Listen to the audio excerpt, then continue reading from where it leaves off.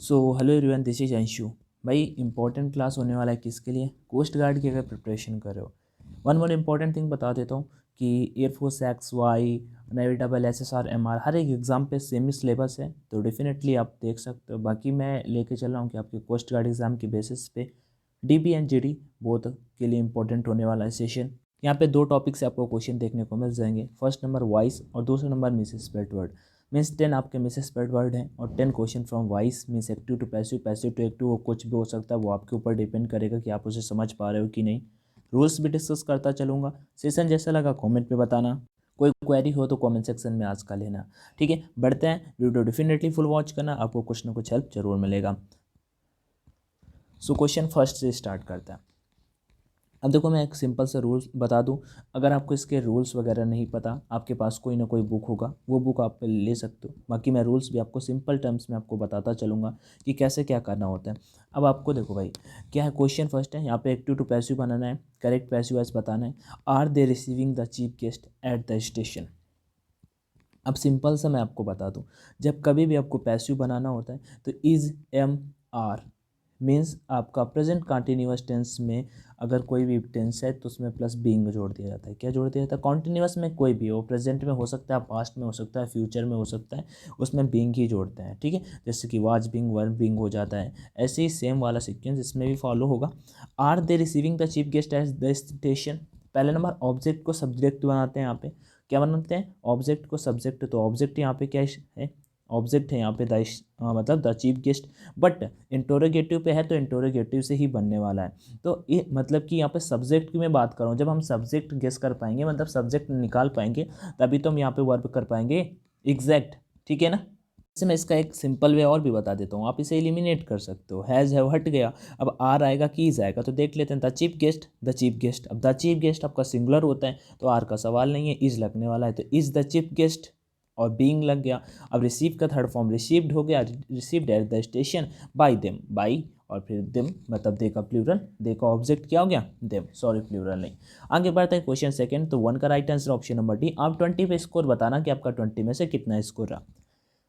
Question second, और बहुत जल्दी आपको लाइव पे मिलता हूँ। लाइव सेशन, लाइव क्लासेस चलेंगे तो टेंशन वो भी ना लेना। क्वेश्चन है, the principal will meet the student this evening. अब देखो, मैं सिंपल से बता दूं, जितनी भी मॉडल वर्ब्स होती हैं, modal verbs will, shall, can, could, may, might, ought, ये जितनी भी होती हैं, मस्ट, इनके साथ में प्लस में बी लगता है। क्या लगता है? बी लगता है। मतलब कि अब पैसिव वॉइस बनाएंगे तो will be, shall be, may, might, be. ठीक है, तो ऐसे ही। अब यहाँ पे देख लेते हैं आपका ऑब्जेक्ट क्या है। ऑब्जेक्ट है द स्टूडेंट्स।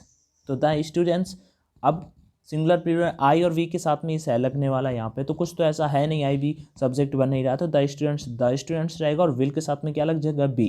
तो the students will B, could भी हटा दो, विल बी हो सकता है, हटा दो, हटा दो, बस खत्म। ऑप्शन नंबर बी एलिमिनेट, मतलब राइट आंसर हो गया।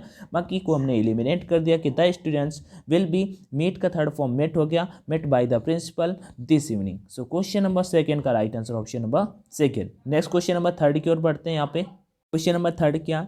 Can I solve these sums. अभी कुछ देर पहले मैंने बताया था भाई, जब आपको मॉडल वर्ब मिल जाए, इंटरोगेटिव से स्टार्ट है तो आपको इंटरोगेटिव से ही बनाना है, बट उसके साथ में बी लगेगा, ना कि कैन का कोड कर दोगे। ठीक है, क्योंकि हम डायरेक्ट तो बना नहीं रहे, तो कैन का कैन ही रहने वाला है, साथ में बी लग जाएगा। तो ये तीनों के तीनों ऑप्शन एलिमिनेट हो गए, क्योंकि इन्होंने विल लगाया, इन्होंने सेल लगाया, इन्होंने उट लगाया है। तो कैन और उसका दीज सम्स आपका हो गया, और यहाँ पे ऑब्जेक्ट को हमने सब्जेक्ट बना दिया, तो कैन दीज सम्स और बी भी लगने वाला है। सॉल्व का थर्ड फॉर्म सॉल्व हो जाएगा बाई, आई का ऑब्जेक्ट क्या हो गया? मी। तो can this sums be solve by me? So definitely question third का right answer option number first हो जाएगा। नेक्स्ट क्वेश्चन नंबर 4 की ओर पढ़ते हैं। अब यहाँ पे पैसिव वॉइस बना हुआ है, क्यों बना हुआ है, कैसे जान पाए? क्योंकि बाई यू यहाँ पे लगा हुआ है। तो डेफिनेटली अभी आपको दिमाग लगाना पड़ेगा कि भाई अब ये बना हुआ है तो हमें एक स्टेप, मतलब कि एक्टिव टू पैसिव बनाते हैं, अभी पैसिव टू एक्टिव बनाना पड़ेगा। कोई दिक्कत नहीं है, चलो बना लेते हैं। अब यहाँ पे वर्ब लगा है इज एम आर, तो एक स्टेप हमें पीछे जाना पड़ेगा। कहाँ जाना पड़ेगा? एक स्टेप पीछे जाना पड़ेगा। तो वर्ब एक स्टेप पीछे, मतलब कॉन्टिन्यूअस से पीछे क्या होता है? इंडिफिनिट होता है। तो भाई वर्ब उसमें डू आता है या फिर डज आता है। तो सब्जेक्ट क्या होगा? अब यहाँ पे आपका डू आएगा कि डज आएगा? तो देखो, डिड वाला हटा दिया, इज आ नहीं सकता, आर आ नहीं सकता, लो हमने एलिमिनेट कर दिया। ऑप्शन डी राइट हो गया। अब इसे कैसे बनाओगे? Do you write a letter, तो डू को हम किस में चेंज करेंगे? ए लेटर सब्जेक्ट बनेगा, तो इज आएगा, इज अ लेटर। राइट का रिटर्न हो जाएगा, रिटर्न बाय यू। ऑप्शन ये देखो मिल गया ना। तो क्वेश्चन 4 का right answer option number D. Next question number 5 की ओर बढ़ते हैं। His property was agreed to be disposed of by him. His property was agreed to be disposed of by him. अब यहाँ पे एक चीज़ गौर करने लायक है भाई कि जो बाई हिम दिया हुआ है मतलब कि पैसिव वॉइस बना हुआ है, अभी इसको एक्टिव बनाना है, कोई दिक्कत नहीं, ऑब्जेक्ट को हम सब्जेक्ट बना देंगे, मतलब कि ही से स्टार्ट होगा। अब वर्ब यहाँ पे क्या लगा हुआ है, वाज। वाज कहाँ पे वर्ब आता है आपका, past indefinite, past continuous, sorry past continuous में। अब वाज वेयर तो आपका पास्ट कंटिन्यूअस में आता है, जबकि ये बना हुआ है तो हमें एक स्टेप बैक से आपका वर्ब लेना पड़ेगा। तो एक स्टेप बैक में आपका जो होता है वो second form of the verb, second form of the verb means past indefinite, means past indefinite. अब चलो बनाते हैं। तो ही के साथ में second form of the verb कौन से टेंस में है, ही हैज हटा दो, हैड हटा दो, तो इंडेफिनेट मिला दिया, मतलब मैंने तो 3 भाई एलिमिनेट ही कर दिए। सिंपल से मतलब सामने दिख रहा था कि एलिमिनेट कर दो, हम राइट आंसर हो ही नहीं सकते, ठीक है ना। कैसे देख रहे होगे, he agreed to dispose of his property, second form of the verb दिया हुआ है, एग्री का एग्रीड दिया हुआ है। बाकी हैज ये कॉन्टिन्यूअस में मतलब परफेक्ट में आ गया, प्रेजेंट परफेक्ट में आ गया, ये प्रेजेंट परफेक्ट पास्ट परफेक्ट में चला गया, और ये प्रेजेंट इंडेफिनिट में, ये हो नहीं सकता। डेफिनेटली आपका ऑप्शन नंबर फर्स्ट राइट हो जाएगा। मैंने एलिमिनेट करके आपको बता दिया, नो रूल, बस आपको थोड़ा सा वर्ब वगैरह का फंडा पता होना चाहिए। अगर नेवी का पेपर देने जा रहे हो तो भाई 2 नंबर पक्के आपकी, क्योंकि वहाँ उसमें 2 पैसिव वॉइस आते हैं और 2 डायरेक्ट आते हैं। ये 4 नंबर तो आप मिस कभी करना ही मत, अदरवाइज आपका स्कोर कम रह जाएगा। नेक्स्ट क्वेश्चन नंबर 6 की ओर बढ़ते हैं। The minister had already informed his cabinet about his decision, about his decision. अब देखो यहाँ पे मैं बताता हूँ जी, क्वेश्चन नंबर 6 है ना भाई, हैड लगा हुआ है। अब यहाँ पे ये एक्टिव टू पैसिव बनाना, अब इसका मत बनाने लगना, क्योंकि यहाँ पे बाई कुछ भी नहीं है। अब सिंपल सी बात बताऊँ, हैड वर्ब लगा हुआ है तो क्या लगेगा, हैड बीन लगेगा। क्या लगेगा, हैड बीन। तो जितने भी परफेक्ट में होते हैं, ठीक है, जैसे आप बोलोगे प्रेजेंट परफेक्ट तो उसमें हैज बीन, हैज होता है, वर्ब हैज होता है तो उसमें बीन लग जाता है। ऐसे ही पास्ट में हैड होता है तो हैड बीन लग जाता है। तो क्वेश्चन नंबर 6 पे हैड बीन, चलो मैं ऑप्शन में इस पर कुछ नहीं करता, ऑप्शन में चल के देखता हूँ है क्या कुछ ऐसा। हटा दो भाई, इन्होंने इज लगा दिया, इज का तो कहीं सवाल ही नहीं है। हैव भाई, हैव आने का सवाल नहीं है, हैज आने का कोई सवाल नहीं है। बस ऑप्शन नंबर ए भैया बिल्कुल राइट हो जाएगा कि his cabinet had already been informed about his decision by the minister. कैसे किया आपने ये बोलोगे, तो मैंने ऐसे किया कि भाई जब हेड आपका वर्ब होता है तो हेड का हेड ही रहता है और साथ में प्लस का बीन लग जाता है, और ऑप्शन नंबर फर्स्ट के अलावा और किसी ऑप्शन पे हेड का ऑप्शन ही नहीं है। तो डेफिनेटली मैं कहूँगा कि एलिमिनेट करना चाहूँगा और ऑप्शन फर्स्ट पे क्लिक करके मैं नेक्स्ट क्वेश्चन पे फटाक से पहुँच जाऊँगा, जिससे मेरा टाइम बचे। अगला क्वेश्चन है, did he remember the date and time. Question number 7। अब एक स्टेप आगे से वर्ब लेना है, पास्ट इंडेफिनिट। एक स्टेप आगे क्या होता है, पास्ट इंडेफिनिट भाई। एक स्टेप आगे आपका होता है पास्ट कंटिन्यूअस। तो देख लेते हैं पास्ट कंटिन्यूअस का वर्ब क्या होता है, वाज वेयर। भाई इतना बस प्रेजेंट बचपन वाले अगर टेंसेस नहीं पता आपको तो फिर सॉरी, उसके लिए मैं फिर कुछ नहीं कर सकता। आपको was where, present indefinite, present continuous, present perfect नहीं भी इतना ईजी नहीं है कि क्लियर कर पाओ, लेकिन कर भी जाओगे कोई दिक्कत नहीं है, बस थोड़ा सा पढ़ना पड़ेगा। और बस 3 महीने की मेहनत आपको इंडियन नेवी क्या, इंडियन एयरफोर्स या इंडियन कोस्ट गार्ड पे सिलेक्शन दिला सकती है। Did you remember the date and time, कैसे करोगे, तो मैं सिंपल सा बोला कि एक स्टेप आगे से या तो वर्ब आपका वाज आएगा या तो वेयर आएगा, और किसी ऑप्शन पे वाज वेयर दिया ही नहीं ऑप्शन डी के अलावा। तो डिड मतलब इंटरोगेटिव था तो इंटरोगेटिव से हमने स्टार्ट किया। ऑब्जेक्ट क्या आ गया अपना, the date and time, the date and the time, ठीक है, ये अपना आ गया ऑब्जेक्ट। तो word the date and the time, remember का थर्ड फॉर्म रिमेंबर्ड हो गया, और बाई हिम यहाँ पे हमने जोड़ दिया। क्वेश्चन 7 का right answer option number D. Next question 8 की ओर बढ़ते हैं, जो आपके लिए मैंने यहाँ पे किया हुआ है। कुछ नहीं करना, बस आपको सेम ट्रांसफॉर्मेशन, यहाँ पे कुछ भी नहीं करना आपको, मान लो पैसिव वॉइस भी नहीं बनाना, बस आपको बता देना है कि सेम वाला कौन सा है। We added up the money and found it was correct. हमने मनी को एडिट किया और हमने पाया कि ठीक है वो सही था। सो कौन सा यहाँ पे राइट होगा क्वेश्चन 8 पे। ए बी सी ऑप्शंस आपके सामने दिख रहे हैं, डी वाला मैं आपको यहाँ पे दिखा दूंगा, बट ए बी सी ही में राइट आंसर है, ए बी सी में ही राइट आंसर है। बता दो ए बी और सी में से कौन सा राइट आंसर होगा। क्वेश्चन 8 में आपके मतलब भरोसे पर ढेल रहा हूँ, नहीं आए तो इसका टेलीग्राम पे स्क्रीनशॉट मार देना, मैं वहाँ पे आपको इसका आंसर दे दूंगा। टेलीग्राम कहाँ पे, टेलीग्राम वैसे ऑनलाइन एजुकेशन के नाम से मेरा टेलीग्राम चैनल है, वहाँ पे इसका पीडीएफ मिलेगा, बट अंशु सिंह के नाम पे आप इसका डाउट क्लियर कर सकते हो। आगे बढ़ते हैं क्वेश्चन 9 की ओर। One should keep one's promises, one should keep one's promises, कोई दिक्कत का सीन नहीं है। प्रोमिसेस आपका हो जाएगा यहाँ पे क्या, सब्जेक्ट। तो प्रोमिसेस अब शुड लगा है, तो मैंने आपको कुछ देर पहले बताया था जब सेशन स्टार्ट किया था कि कोई भी मॉडल वर्ब हो सकती है, कैन, कुड, मे, माइट, सबके साथ में बी लगता है। तो यहाँ पे देखो उन्होंने विल, कैन, वुड हटा दो सबको, ऑप्शन नंबर सी बिल्कुल right. Okay, option number C बिल्कुल राइट। अभी क्वेश्चन 10 पे बढ़ने से पहले मैं आपको कुछ बता देता हूँ, देन बैक यहाँ पे आता हूँ। एयरफोर्स XY ग्रुप के लिए, NDA के लिए, या फिर मैं बोलूँगा कोस्ट गार्ड के लिए, डेफिनेटली मैं कोस्ट गार्ड के लिए ज़रूर बोलना चाहूँगा कि कोस्ट गार्ड की प्रिपरेशन करते हो तो आपके लिए बेस्ट टेस्ट सीरीज़ परीक्षा ऐप पे मिल जाएगी। भाई कुछ ज़्यादा प्राइस भी नहीं है, 140 रुपये आपको पे करने पड़ेंगे, लेकिन एक बार पे कर दोगे तो आप ऑनलाइन टेस्ट लगा पाओगे ऑफलाइन पे और न्यू पैटर्न पे, और जो पुराने वाले पैटर्न पे हैं वो तो कहीं पे आपको मिलने वाले ही नहीं है। तो फिर आप समझदार हो।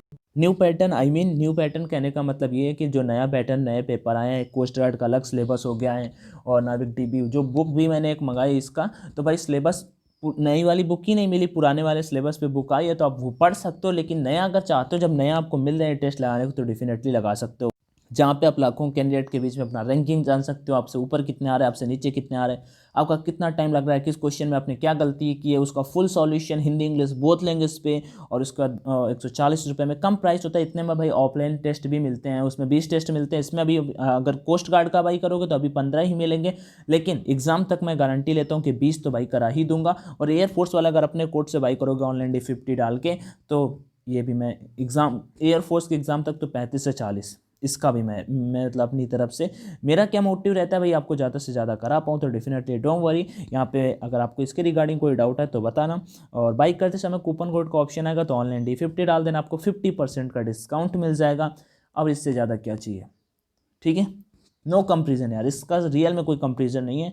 बाकी आप सभी समझदार हो, दिक्कत आए तो कॉमेंट सेक्शन में आस्क कर सकते हो मुझसे, मैं ज़रूर आपको रिप्लाई कर दूंगा। क्वेश्चन नंबर 9 के बाद क्वेश्चन नंबर 10 पे और बढ़ते हैं, ठीक है। नेक्स्ट नंबर के बाद क्वेश्चन नंबर 10 मतलब यहाँ पे चलते हैं क्वेश्चन नंबर 9 के बाद question number 10। The invoices are now sent out a week earlier. मतलब इनवॉइसेस, आपने इनवॉइस सुना हो, इनवॉइस लाइक पेमेंट जब आपका होना होता है, लाइक इनवॉइस आप डाउनलोड कर लो फुल डिटेल, ठीक है। तो sent out a week earlier, एक वीक पहले ही, तो इसी तरह का सेम कौन सा बनेगा, तो आप पढ़ सकते हो डेफिनेटली। इसका मैं राइट आंसर आपको बताता हूँ। क्वेश्चन 10 का राइट आंसर आपका ऑप्शन नंबर बी होगा, द डिपार्टमेंट नाउ सेंड्स, ठीक है, डिपार्टमेंट ने भेजा है। और ये मैं बता दूं, वो ऊपर वाला बना हुआ है, इसे जस्ट चेंज करना था, तो द डिपार्टमेंट वहाँ पे इसमें किसमें था, ये देखो बना हुआ था कॉन्टिन्यूअस में था, एक स्टेप बैक आए तो प्रेजेंट में हमने बना दिया कि the department now sends out invoices a week earlier. Definitely question number 10 का राइट आंसर आपका ऑप्शन नंबर बी। अभी आगे बढ़ते हैं, आप यहाँ पे नेक्स्ट बताएंगे तो pick out a correctly spelled word, गलत मीनिंग है, आपको राइट चूज करनी है। अब इसमें ज़्यादा टाइम नहीं लगेगा क्योंकि आप तुरंत डिसाइड कर पाओगे कि कौन सी सही है और कौन सी गलत है। Pick out the word which is correctly spelled, उस मीनिंग को निकालो जो करेक्टली स्पेल्ड, मतलब सही वाली मीनिंग अपने को निकालना है। तो मैं बताऊं, परमिटेड जो होता है, लास्ट वाली भी आपको दिखा देता हूँ, डबल M लगा हुआ है यहाँ पे, डबल M नहीं होता, डबल T होता है, ठीक है ना। परमिटेड, परमिटेड, PER, पहले नंबर तो ए वाला हटा दो, यम होता है I, और फिर उसका डबल T, तो बी मतलब कि बी वाला भी हट गया और डबल M भी नहीं होता, तो ऑप्शन नंबर ए राइट हो गया। Permitted, PERMITTED, permitted, okay. Next question number 12, offer, offer तो सुना होगा, OFFER, इतना तो सुना ही होगा ऑफर, तो पहले तो इतना ही चेक कर लो, हटा दो ये वाला भी हटा दो, ये हो सकता है, और डबल R नहीं होता, ऑफर्ड होता है, तो RED, बस ऑफर्ड, ऑफर्ड, तो ऑप्शन नंबर ए इसका भी राइट हो जाएगा। OFFERED, ऑफर्ड बोलोगे आप ऑफर, तो OFFERED, ठीक है, ERED डबल कर दिया, ओके। सो क्वेश्चन 12 का right answer option number A. 13, भाई बताना जरूर कि आपका कितना स्कोर है। 13, रिपीटेशन, रिपीटिशन, रिपीटेशन होता है, REPE, REPE, 13 पे REPE, किस किस ऑप्शन में हटा दो, ये वाला भी हटा दो, और REPETI, मैंने डी भी हटा दिया। ये तो तभी कर पाओगे जब आपको मीनिंग्स आती होंगी, बट डेफिनेटली कोई डिफिकल्टी भी नहीं था। रिपीटेशन वर्ड बहुत सुना होगा। रिपीटेशन जैसे पहली मीनिंग कौन सी थी मैं बताता हूँ, परमिट मतलब अनुमति देना होता है, ऑफर लाइक किसी का पेश करना होता है, सामने रखना होता है, रिपीटेशन में लाइक पुनरावृत्ति करना होता है, किसी चीज़ को दोहराना होता है, तो ऑप्शन नंबर ए इसका भी राइट हो जाएगा। और आगे यहाँ पे दिया हुआ है, बताओ भाई, 14 का मतलब होता है सुपर सेट, जिसे बोलते हैं सुपर सेट। सुपर सेट का मतलब होता है कि का स्थान लेना, का स्थान लेना, किसी की जगह मान लो लेना, सुपर सेट। तो सुपर सेट होता है SUPERSEDE, supersede, supersede इसे बोला जाता है। ऑप्शन क्वेश्चन नंबर 14 का right answer option number B होगा। साइड नहीं होता भाई, ना साइड, ना यस होता, ना सी होता, मतलब आई नहीं होता, ठीक है, ई होता है। सीड नहीं होता, सुपर सीड होता है। सो क्वेश्चन 14 का right answer option number B, supersede, SEDE। Okay, next question number 15, boundary. ठीक है, boundary, BOUNDARY, boundary. Boundary like सीमा होता है, आपने सुना होगा boundary, Rohit Sharma hit a big six. ठीक है, ऐसा कुछ, ball is going close to the boundary, ऐसा आप बोल सकते हो। BOUNDARY, बहुत बार ये वर्ड बहुत पूछा जाता है। एयरफोर्स का पेपर दियो ना तो बहुत ये पेपर वर्ड पूछा जाता है। एयरफोर्स ने भी ये वर्ड पूछा है। ये जितनी भी माने हैं ना भाई, ये हमेशा पूछी ही जाती हैं, वही वर्ड मैंने पिक किए हैं। Boundary, BOUNDARY। कैलिबरी क्या होता है इसका मतलब? कैलिबरी का मतलब होता है क्षमता, कैपेसिटी। 16 का right answer option number B होगा। कैलिबर जिसे हम बोलते हैं, कैलिबर, CALIBRE, कैलिबरी। कैलिबरी मतलब होता है क्षमता, कैपेसिटी, कैपेबिलिटी, वैसा। तो 16 का right answer option number B. Parliamentary सुना है? पार्लियामेंट्री, संसदीय जिसे हम बोलते हैं, संसदीय इलाका ऐसा बोलते हैं उनका। अखिलेश यादव का कहते हैं कन्नौज, और वो संसदीय इलाका ऐसा बोलते हैं। तो आप बताओ भाई, 17 का option number A, parliamentary, PARLIAMENT। Parliament भी बहुत पूछा जाता है, पार्लियामेंट बहुत पूछा जाता है। ठीक है, क्योंकि बहुत उसमें कंफ्यूज हो जाते हैं, हम ANT कर देते हैं, जबकि पार्लियामेंट्री TARY। ठीक है, PARLIAMENTARY, option A. Liquor, liquor मतलब शराब, दारू, आप जो बोलते हो वही होता है। तो 18 का right answer option number A हो जाएगा। ये इजी था, LIQUAR, sorry OR, liquor, liquor, LIQUOR। आगे 19, लॉयर मतलब वकील होता है, इसमें आप एलिमिनेट कर सकते हो सबको, ऑप्शन नंबर ए हो जाएगा। LAWYER, लॉयर मतलब वकील होता है। Next 20, lottery. लॉटरी लाइक होता है, लॉटरी लग जाना मतलब मान लो चांदी चांदी हो जाना। अब ये मुझे लॉटरी का हिंदी मीनिंग जो अच्छे से जानता है वो बता सकता है, वो भी हो जाएगा LOTTERY। लॉटरी मीन्स लॉटरी लग जाना, ऐसा मुझे पता है। बाकी PDF Telegram channel online education से मिल जाएगा। कोई क्वेरी हो तो कमेंट सेक्शन में आस्क कर लेना। बाकी thank you for watching this session. If you like it, definitely hit the like button and subscribe my channel. Thank you, जय हिंद एंड ऑल द बेस्ट।